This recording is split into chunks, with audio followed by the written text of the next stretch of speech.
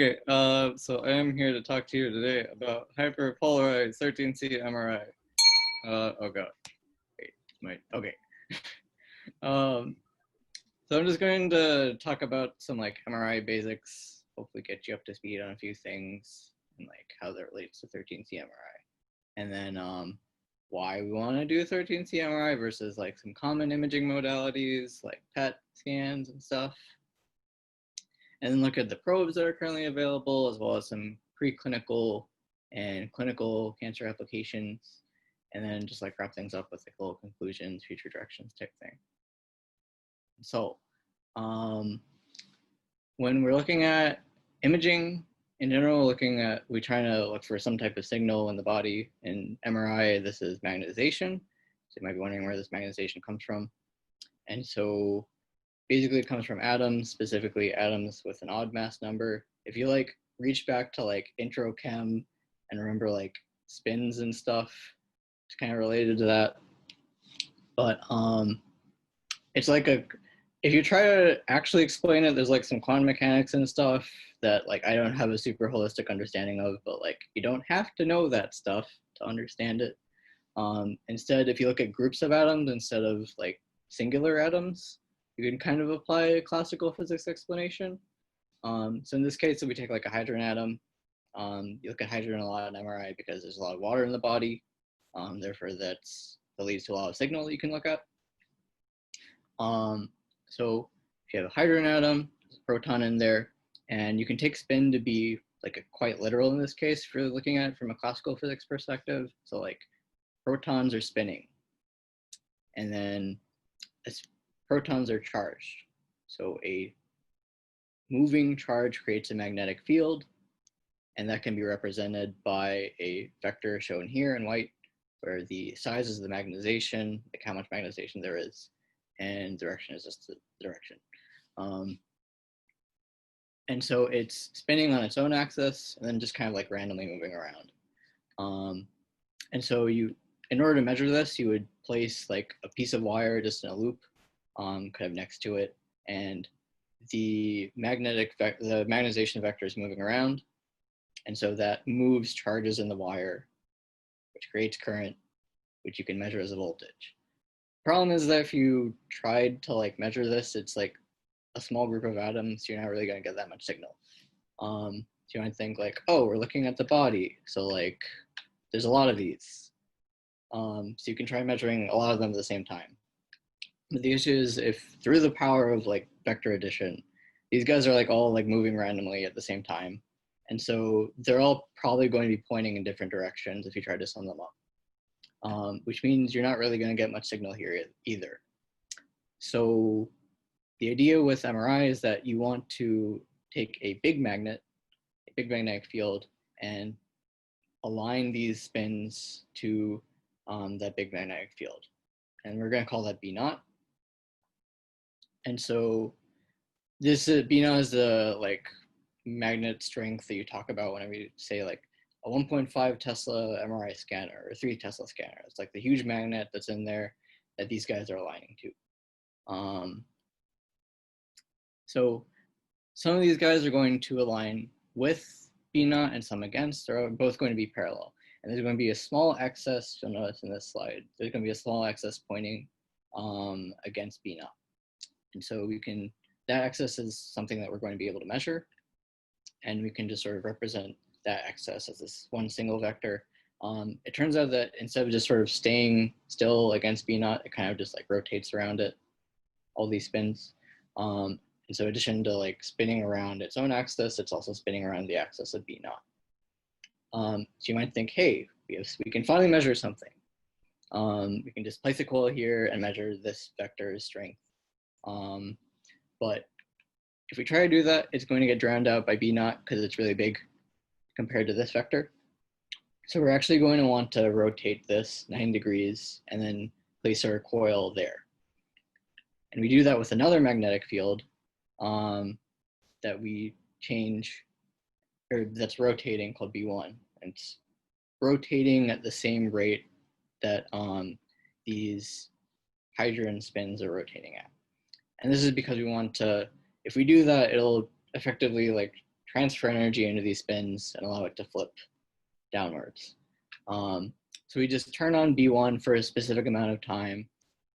The vector from here rotates 9 degrees, and then we can place our coil there and we can take a measurement. So that's like a small chunk of what goes into the imaging, but this is where sort of the signal comes from in MRI. B1 is what you usually change to give you different types of images. So you can turn it on for a different amount of time, and these spins will like flip a different amount. They'll like, if you turn B1 off, it'll relax back, and you can do all sorts of different measurements, but like different types of imaging sequences like T1, T2, flare, all these different things are like different ways of manipulating B1. Hopefully that makes some sense. Do you guys have any questions? Oh god, did you make these? Yeah. Oh, that was my only question. Yeah. Okay. Just want to make sure like if anything's confusing because it's like a lot. But I have a really, really dumb question. So you said B naught or B1 is the rotational, it spins at the same speed as a proton? or B1, yeah. Is that like empirically determined, or is it, I guess, some known natural value? So it depends on B naught and what atom you're measuring. There's like a thing called the There's like a constant that is intrinsic to like the type of atom. So you like multiply that by like the magnetic field you're applying, and you get the frequency. Okay, but there's no like stochastic variation or there's a little bit of variation. Yeah, it's a little bit where there's like some stuff that takes into account like the different frequencies. You're realistically not like applying a single frequency at that time, but like there's a lot of stuff like that. Cool. Thanks. Yeah. Okay, so talk about hydrogen. I'm going to talk about carbons. What's good about hydrogen is that there's a lot of it in the body. So we get a lot of signal and we can take nice images. But with carbon, you can do imaging with normal carbon, which is like 12 carbon, because it doesn't have an odd mass number, so it doesn't have a spin. Instead, you have to do 13 carbon imaging. But there's only like maybe like 1% of all carbon in the body is 13C. So you're not going to get that much signal in general. The reason we actually want to look at carbon in general is that like carbon is a part of the backbone of like lots of interesting biomolecules. Specifically, like if you want to look at things like pyruvate, lactate, you can follow steps in glycolysis, and that means you can interrogate like cancer metabolism. Like I said, there's not that much 13 carbon in the body, so what are you going to do? There's a thing called hyperpolarization, also called dynamic nuclear polarization, that some really smart person figured out they could do. And the idea here is that if you remember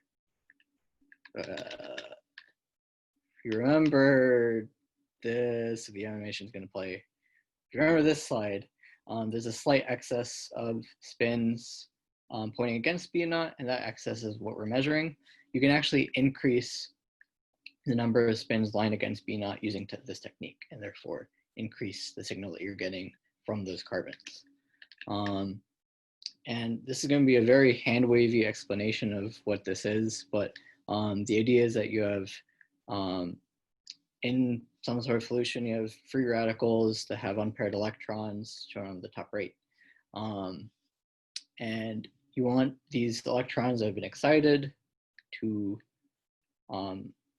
react with a carbon, 13 carbon, in a molecule of interest, like lactate or pyruvate. You've introduced a 13 carbon into this molecule. You're getting a free radical to react with it. And then that electron that's been excited on the free radical, it'll transfer energy to the proton and allow it spin to flip. And so the spins that were originally aligned with B naught that don't contribute to your signal flip so that they're against B naught and will add to your signal. And so like normally you'd probably see like maybe 0.001% of spins lined against B naught, and that's the signal you're measuring. But with hyperpolarization, it's like 50% or something, like hella signal. And so you might be thinking, if you're familiar with PET or positron emission tomography at all, it's kind of similar in that you're looking at like some biomolecule that gets taken up into cancer cells. So you might be wondering like, why have this other imaging technology that might do a similar thing to PET? With PET, you're looking at a glucose probe that has a fluorine stuck onto it. That gets taken up by cells and you can image it as shown on the right. Cancer cells take up more glucose naturally, so you can kind of see where it is. But the issue with this probe is that because there's a fluorine stuck onto it, that glucose can't really get metabolized further. So you can't really look at metabolites downstream of pyruvate or whatever other probe you're putting into. 13C MRI, actually, like with the probes you use for that, you can follow, like, for example, like pyruvate getting metabolized into lactate. You can tell the difference between those two and image those simultaneously. But yeah, and the other thing is just like the PET probes are sensitive to like whether or not cells can take them up and like whether or not they get trapped by other cells. And so with 13C MRI, there's a lot of different probes. I put like a small bit of the table that was in that review paper up on the top left, but there's like way more. I just don't want to like crowd up the screen with all that stuff. So you notice there's like probes like pyruvate, bicarbonate, fumarate, other things like urea. And you're basically just sticking a 13 carbon at one of the positions in that biomolecule. And with this, you can look at things like glycolysis, pH, necrosis, inflammation, lots of cool things. And so you kind of notice that like there's a little bracket like 1-13C pyruvate or like 2-13C pyruvate. And that's just like where you stuck the carbon onto. And that's important because it determines two things. It determines how long that hyperpolarization lasts. It's not like a permanent change. It only lasts like maybe like a minute or so. So you want to carefully pick where you put your carbons. And it also determines a thing called the chemical shift.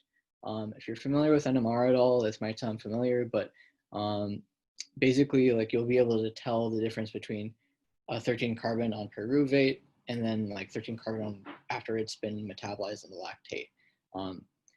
Because those carbons are like seeing different chemical groups.